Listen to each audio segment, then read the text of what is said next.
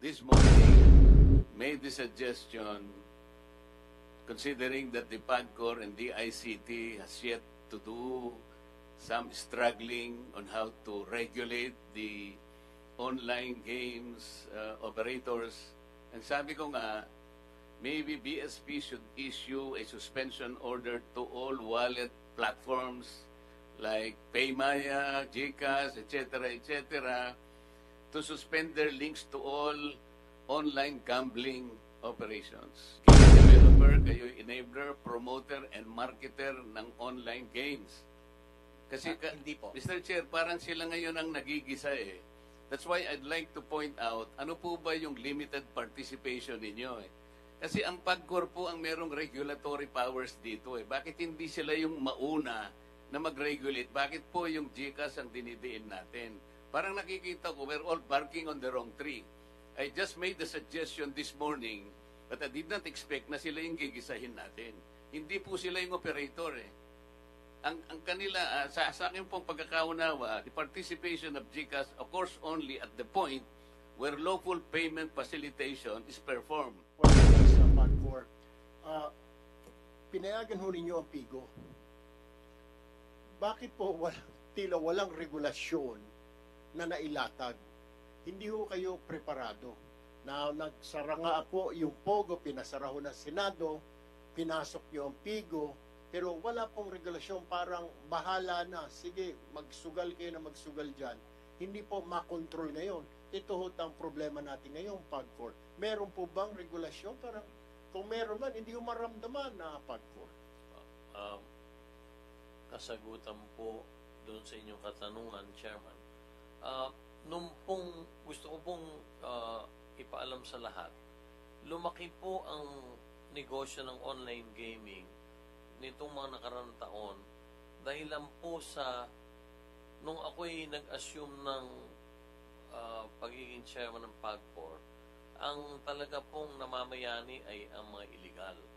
Matagal na po talaga matapos po ang pandemya at during the pandemic, lumakas na po ang online gaming, hindi lang po dito sa ating bansa, kundi sa buong mundo po.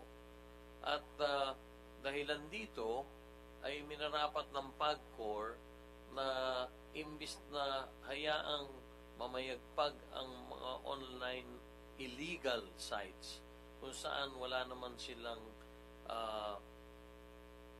pagbibigay ng revenue or kita sa pamahalaan, ay sinigurado namin at ginawa namin ng maraming structures at regulasyon para nang sa ganon ay mahikayat namin na imbis na sa illegal maglaro ang ating mga kababayan, ay dito po sa legal na lang ang kanilang paglaruan. Kaya po, noong pa lamang, unang-una, hindi po talaga pumapayag ang PAGCOR na hindi bababa sa 21 taong gulang ang dapat maglaro dyan. Yun po ay polisiya na ng PAGCOR bago pa po ako dumating bilang chairman sa pangkasalukuyan. Totoo pong mahigpit ang KYC process or yung tinatawag na Know Your Customer process. Meron din pong nakalulusot pag ang gamit nila yung mga fake na identification. Pero ang natitiyak po namin, mahigpit po namin ipinatutupad yung pagrerehistro ng 21 taong gulang lamang pataas ang makapaglalaro. Pangalawa, meron po kaming mga regulasyon tulad po nung nabanggit kanina ni Senator Raffy Tulfo kung saan na marami ang nadaraya ang mga customer na nadaraya ng mga operator. Gusto ko pong ipagbigay alam na sa pamamahala po ng PAGCOR, meron pong mga third party na mga kumpanyang recognized po sa buong mundo na nagse-certify ng lahat po ng uri ng laro dito po sa mga legal sites or licenses ng PAGCOR. Kaya doon makikita natin kung tunay na ang isang reklamo ng isang mananaya ay nadaya siya, hindi siya nadaya, meron pong mababalikan na record sa pangkasalukuyan. At ang certifying companies po ay nagmumula pa sa Amerika at ang isa ay nagmumula sa Macau. Sila po ang dalawang pangunahing certifying companies na siyang namamahala sa isang proseso na hindi bumababa kuminsan sa 2 hanggang 3 buwan para pag-aralan kung ang lahat po ba ng laro sa mga legal licenses ay fair at honest.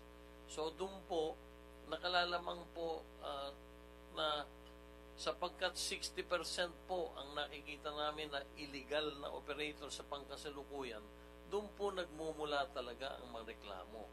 Doon po kasi sa illegal, wala po silang age limit. Wala po silang mga certifying bodies na or corporations na ginagamit para mapatunayan na ang mga laro na sasalihan ng isang manlalaro ay maayos or parehas. So, ang pinupunto po namin dito ay meron po naman talagang mga pangkasalukuyang mga regulasyon ang PAGCOR. Pero sa bilis po talaga ng trajectory or naging exponential po yung growth, magtatapat po kami na talagang naghahabol din kami. Kaya po ito'y isang magandang pagkakataon para ang PAGCOR po ay makita at maanalisa kung ano pa po ang mga pwedeng gawin para po mas maging parehas, para po ang regulasyon ay maging maayos nang sa ganun ay hindi nga malulunaman ang ating mga kababayan dito sa pag-patronize ng online gaming. Ito po ang isang katanungan pa. Pakibilisan na lang ang sagot ninyo. Opo. Marami pong, hindi ba ninyo nababasa sa mga diary, yung mga nagpapakamatay, yung mga nagsusuicide?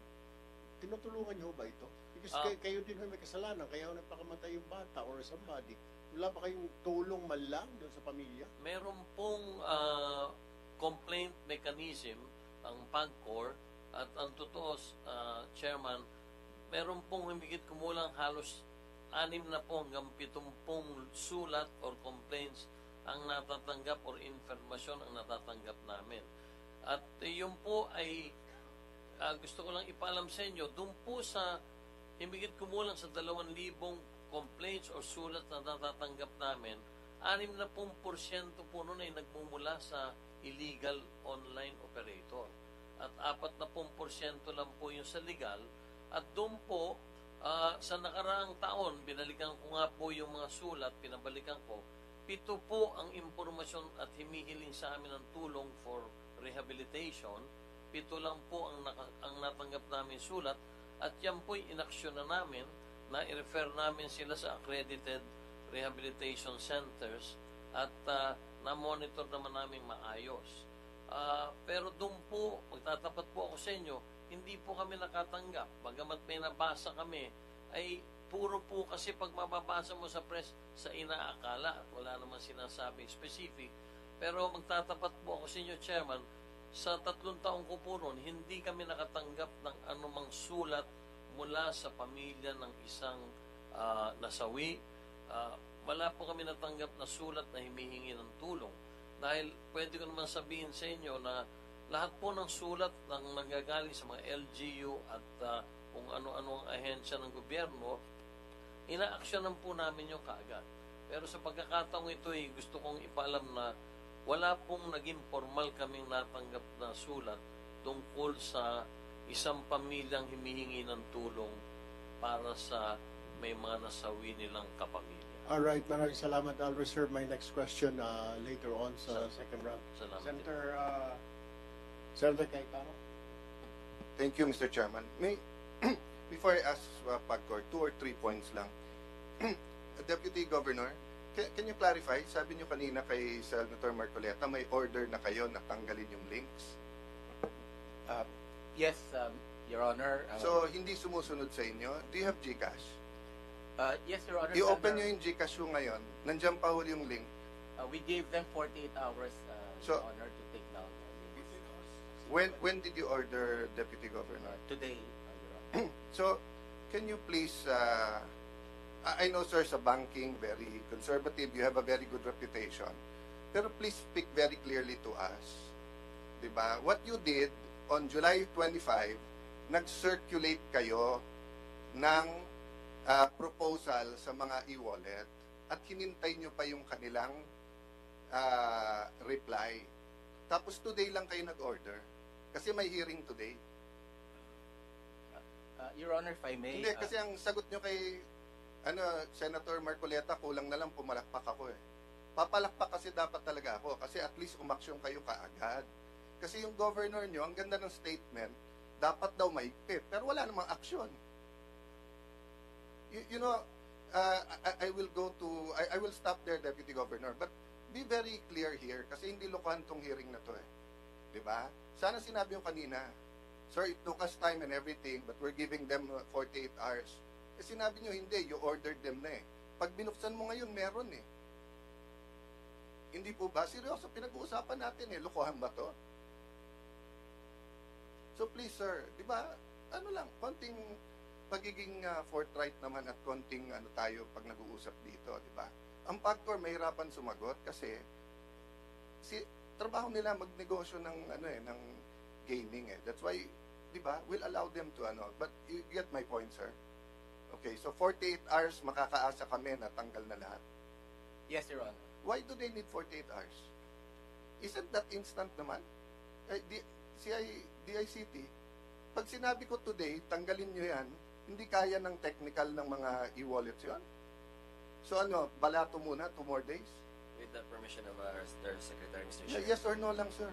Yes, it can be done right away, Mr. Chair. So, sir, why do we give them 48 hours pa? Kung sure naman kayo. So, kung may mamatay ng 48 hours kasi nalulundon, okay lang sa akin o sayang kita? Your Honor. Hindi ko naintindihan eh. Kasi binigyan nyo since, it's August 14 eh. Binigyan nyo since July 5. You know, if you call them into the room, you are the central bank eh. So, I'm sorry, Mr. Chairman, I'm just talking in terms of from the Committee on Banks, di ba? I was briefed. Conservative, these are gentlemen, etc.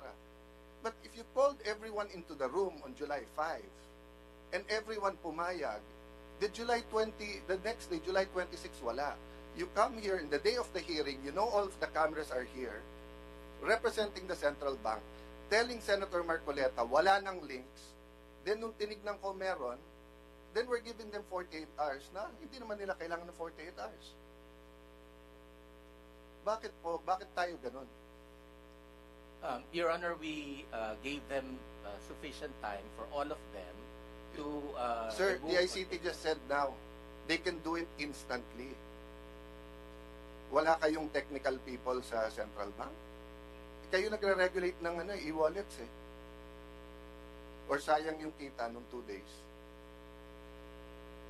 Your Honor, it's because of that reason to give them time to take them down, lahat sila, and also to give adequate or prompt information to the public. So, for Sir, number 1, July 25 pa yung memo nyo. At pumayag sila. So, alam na nila. So, naghahanda na sila. Number 2, the public, sila nga ang biktima eh. Sila ang biktima. Why do they need to notice na kung gusto nilang sugal, they can do it otherwise, but they do not go to the link. Anyway, I'm taking up too much time, but sir, please, I look forward to working with you. I'm sorry, ikaw yung nandito in the Central Bank, pero Central Bank is one of the most respected institution na may political will dito. Ang monitoring board is independent. So, pag sinabi yung decisive yung action, decisive tayo. Yeah. Sir, may I move to PAGCOR? First of all, may I start by thanking you na meron know your customer. Senator Cayetano, balikan ko lang po si BSP. Kailan mo magtatapos itong 48 hours? it starts from today. Kailangan po matatapos. Anong araw po yan? That's 2 days of Saturday, Your Honor. Sa Saturday. So sa Saturday, in-expect natin na committee na ito na wala ng games yan sa e-wallet na yan. By end of Sa Saturday. Your Honor. Opo. Anong oras po sa Saturday? Umaga, tanghali, gabi?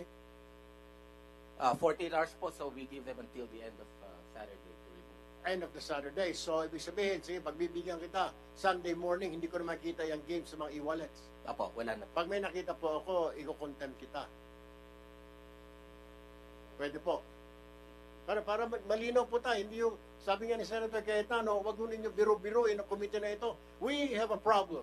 We have a crisis. Hindi po ito basta-basta. We are facing crisis, Mr. BSP, sir. And when you say, Saturday po, huling oras na Saturday, sige, pagbibigyan kita hanggang Sunday. Pag Sunday morning, meron pa pong mga games sa mga e-wallet, sir, iko-contempt ka namin.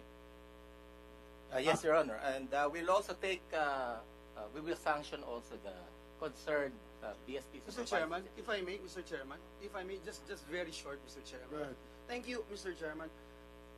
I would respectfully object, Mr. Chairman, to that statements made by Central Bank in saying that they need time 48 hours to take it down, while we heard from ASEC Paraiso a while ago that they can do it right away. I just don't get it, Mr. Chairman. Forgive me, Your Honors, my dear colleagues. It is not acceptable yung answer bakit kailangan ng 48 hours. We wanted to protect the public eh. Namamatay na nga yung mga tao eh. Numbers don't lie. These facts, these reports, ang dami pang hindi nare-report, Mr. Chairman.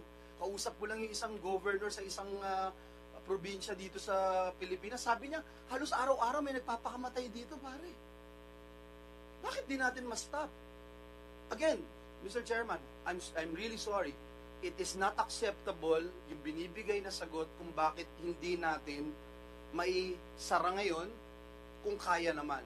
Ngayon, if there's another answer, Mr. Chairman, that would convince this representation na bigyan pa rin ng 24 hours, sige ho, I will agree. But right now, the answer is being given to us, Mr. Chairman, hindi ho acceptable. Sorry. Thank you. Thank you, Senator Villanueva. Yes. Sandali lang po, Mr. Chairman. We'd like to clarify the statement of the BSP representative because very important po yan.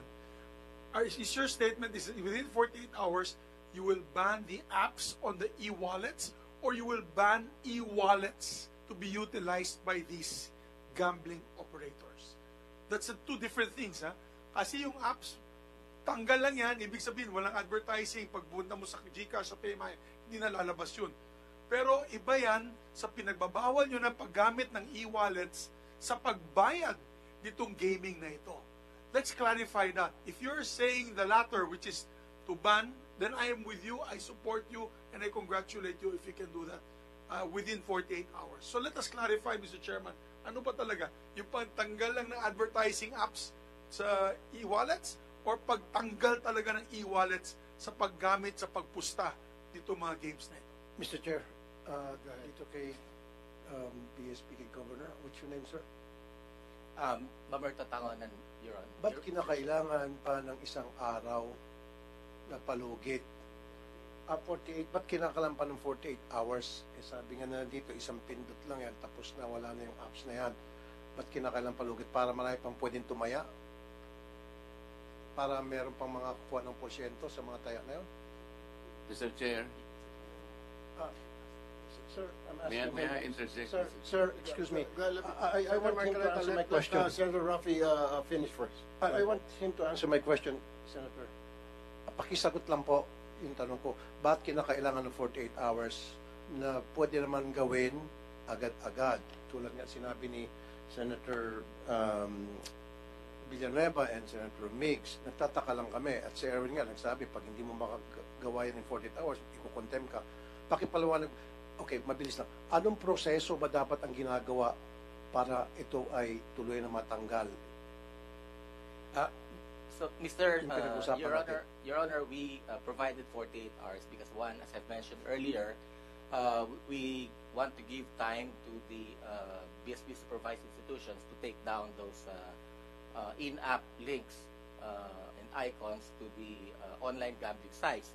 The other reason, Your Honor, is so that we will also provide time for the customers, for the consumers, to withdraw their funds from the online gaming account once they learn that we are already removing the links from the BSI mobile payment applications and websites, Mr. Chair. So within that time, for consumers who may want to take their money out from their online gambling accounts, they may do so, Mr. Chairman.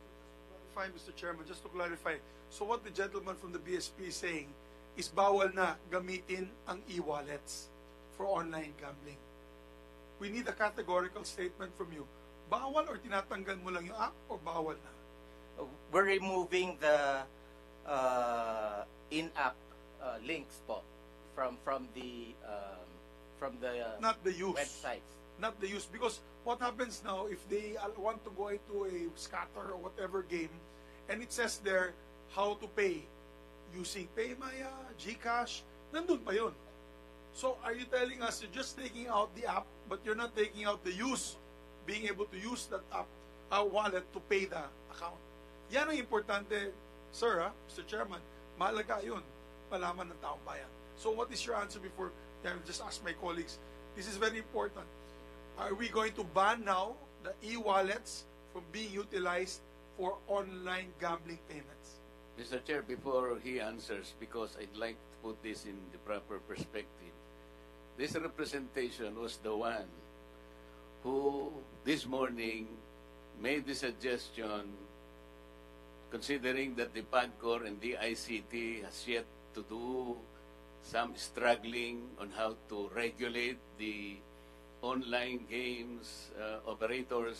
And sabi ko nga, maybe BSP should issue a suspension order to all wallet platforms like PayMaya, GCash, etc., to suspend their links to all online gambling operations. Yun po yun eh. Hindi ko alam na bakit sila po yung parang nagigisa ngayon samantalang they're only I think they have only a very limited participation. Sir, are you a game developer? Are you an enabler? Are you a promoter? Di ba ang pinag-uusapan natin dito, Mr. Chair, mga online game gambling operators? Senator Marcoleta, let's just clarify this. Kasi sila yung nagbigay ng pahintulot o lisensya sa mga e-wallets. Pero kasama po ba sa paglilisensya ninyo na pumasok sila sa sugalan, BSP Governor, sir? Did you allow them? I mean, meron po ba kayong go signal to include online gambling sa e-wallets? Did you do that? Kasi alam ko po, e-wallet para padala ng pera, di po ba? Bakit po pumayag kayo? I mean, this has been going on for several years now. Mr. Chair, we allowed them to send funds or to remit funds to legal and Pero po, bilisan lang po natin. Pinayagan nyo ba sila na maglagay ng gambling? Pinayagan po ninyo? Given that Yes or no, sir? Yes or no? Did you? Yes. Did you or did you not? Para malinaw po tayo. May katanungan po Senator Marcoleta. At magtatanong pa po Senator Cayetano, hindi pa po kami tapos sa PAGCOR. Just answer yes or no. Pinayagan nyo ba? Sandali po, hindi pa nasasagot muna yung tanong ko eh. Ay, kayo muna umagot sa tanong ko. Kayo po ba ay game developer? Kayo enabler, promoter, and marketer ng online games? Kasi hindi po. Mr. Chair, parang sila ngayon ang nagigisa eh. That's why I'd like to point out, ano po ba yung limited participation ninyo eh? Kasi ang PAGCOR po ang merong regulatory powers dito eh. Bakit hindi sila yung mauna na mag-regulate? Bakit po yung GCash ang dinidiin natin? Parang nakikita ko, we're all barking on the wrong tree. I just made the suggestion this morning, but I did not expect na sila yung gigisahin natin. Hindi po sila yung operator eh. Ang kanila, sa akin pong pagkakaunawa, the participation of GCash occurs only at the point where lawful payment facilitation is performed. And GCash has employed stringent regulatory and compliance control. So, bakit sila yung receiving end? Dito lang naman ang punto. Let us be very reasonable here. Don't be harsh on anybody. yung PAGCOR ang uunahin natin dito. Sila yung nag-breakdown ng regulation. If they cannot regulate their own accredited and approved online game operators, at sinasabi nila ngayon dito, Mr. Chair, ang problema yung pong mga illegal. Bakit hindi po nyo puntahan ng mga platforms, Mr. PAGCOR? Ang mga platforms, kabisado naman natin kung sino-sino sila. Ito yung Google Pay. Ito yung Amazon, ito yung Facebook, ito yung Twitter. Can you not go to them in the first place with the help of DICT? Doon kayo magsimula. That's the first layer. And then go back to your legal or illegal. Tingnan nyo kung meron silang KYC measures to protect the public. Why are we frying the e-wallet? Wala po akong nakikitang participation nila sa e-gambling or whatever. Yes, but they are the conduit to But online for gambling. the Without them, record, walang for the online record, gambling. I was the one who suggested. Hindi po pwede magtaya yung mga bata kung wala yung... Kaya nga po, ang sinasabi ko, isuspend nila. Tapos na yun. Pag sinuspend nila lahat, yung link, so wala na pong magbabayad. Mr. At the Chairman. very least, merong provisional tayong nagawa ngayon. May provisional measures that we have done. But let us not naman fry people. Let me answer, Mr. Chair. Chairman, bakit nag-isa. Yeah. Senator Let me, Cayetano, with then your permission, Senator dahil ako Tiveros. ako po yung medyo minitulo. First and foremost, tama po, Senator Marcoleta, ikaw nag-suggest. Ang kasalanan ko, I take all of your suggestions seriously. Na-offend lang po ako na sinagot kasi na wala na yan, wala nang links. Samantalang nung inon ko yung phone ng aking staff, meron pa rin link. And because nga, I found it lack of political will na July 5, kinonsulta pa rather than then. Secondly, sir, the thing is, I have received information, complaints from very, very reliable, in fact, players no, that yung ibang e-wallets, hindi ko sasabihin kung sino, later on, kasi imbitahin naman ni Chairman Tulfo, sinabi niya kanina, that pati sa illegal, ginagamit yung e-wallets at kulang ang ginagawa nila. Ang PAGCOR does not regulate the e-wallets. It is central bank. Having said that, it is a bigger problem. So anyway, we'll leave it there and we will go now to PAGCOR. So with that, pasensya ka na, Senator Marcoleta, we're not passing the blame to central bank, but we're sharing the blame with I share the blame with all of you. Dapat talaga nung pinasa yung PAGCOR law, tinanggal kasi dito sa Senate yung yung internet. Nakaban yun talaga nung 2007 law, 'di ba? Kaya hindi ko masisi si Chairman Al kasi wala sa batas ngayon na bawal ang internet. Nilalagay namin ni Joel Villanueva yun sa pero tinanggal dito sa Senate. Anyway, Mr. Chairman, if I may just very quickly, no, and I share the sentiments of my dear colleague Senator Alan Cayetano. In fact, every time we talk about PAGCOR's charter, Section 10 of PD 1869, yung PAGCOR charter as amended gives PAGCOR authority to operate and license gambling casinos.